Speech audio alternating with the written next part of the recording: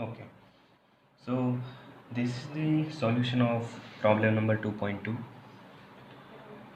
Here, what is required is transconductance and output impedance of PMOS and NMOS. So first of all, we will see this is for PMOS, this is for NMOS. I already calculated to save your time.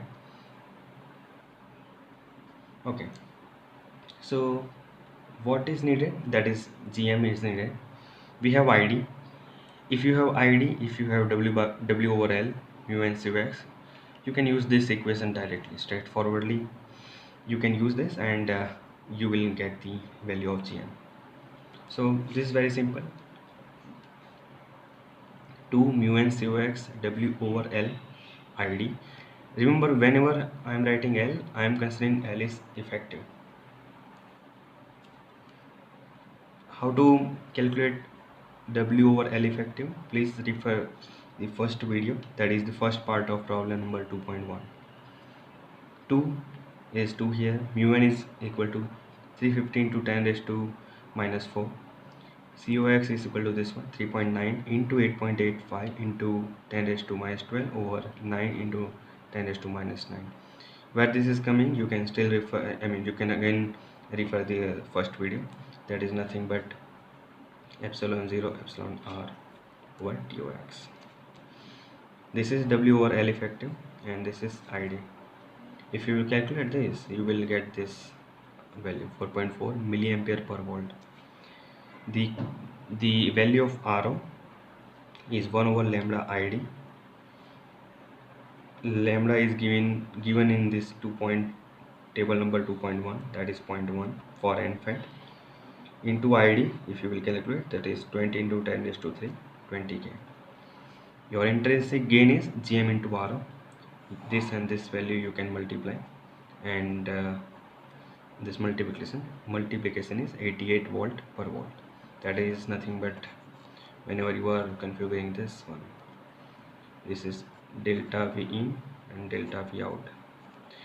How we need to calculate, how we need to connect the upper lower part, we'll see in the later video, another video. But just consider that delta V in by delta V out will be 88.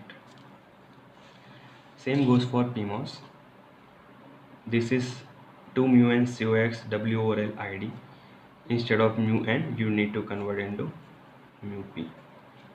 Okay, this mu p, for PMOS you need to convert it into mu p.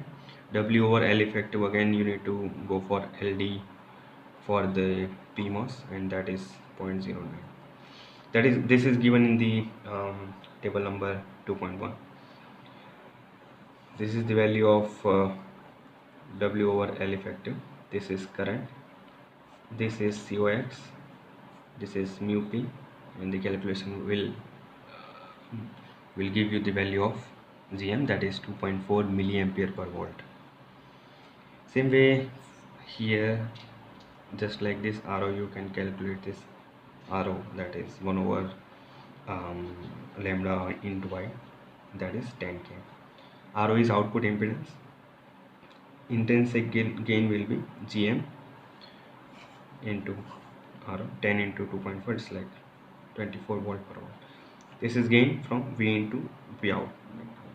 If V in will change with 1 volt, your V out should change to 24 volt.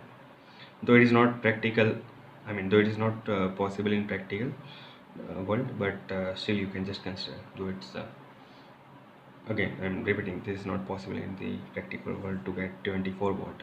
You will stuck to VD. Anyway, this is the solution for the problem 2.2. Okay, we'll see 2.3 in the next video.